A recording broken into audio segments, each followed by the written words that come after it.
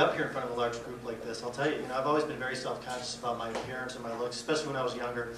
In my teens, growing up in the late 70s, I had the big white boy afro going, I had the bad skin happening. I was always skinny. Not that I'm hulking now, but I was more skinny than I am now. And I always had a really bad self-image of myself, a bad perception of myself. It was really horrible. I thought I was like the ugliest teenager on the planet. My parents got really worried. They thought, I might have that body dysmorphia, suffering from that. I don't know if you guys are familiar with that, but that's where you have a really distorted self-image of yourself. You look in the mirror and it's kind of, you over-exaggerate all the bad features, So they said, we're going to take him to a therapist and see if he looked at it. So I went to the therapist. He did his evaluation, and the doctor came out and he called my parents and he said, Mr. and Mrs. Pastoria, I have some good news and I have some bad news. The good news is your son is not suffering from body dysmorphia. The bad news is he's right. This actually is quite ugly. Then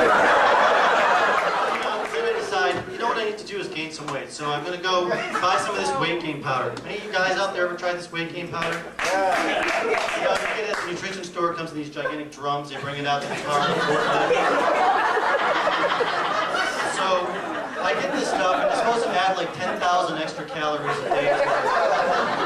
So I get this stuff and I mix it with you're supposed to mix it with 32 ounces of milk for each drink. You're supposed to drink this stuff 3 times a day. So I do this for like a week, and I lost 25 pounds.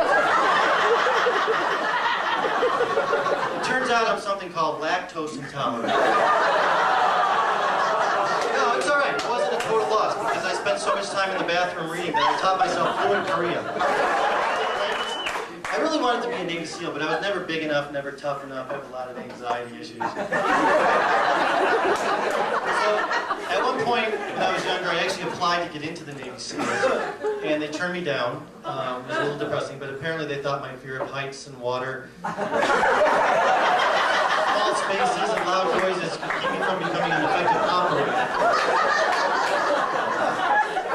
But it wasn't a total loss because I was able to get into their lesser-known diversion unit, known as the Harp Seals. Most people don't know about the Harp Seals. Basically, what my unit would do is we would crawl over into enemy lines, and we'd get down on our hands and knees, and the enemy would beat us over the head. And then while the enemy was distracted, the real SEAL was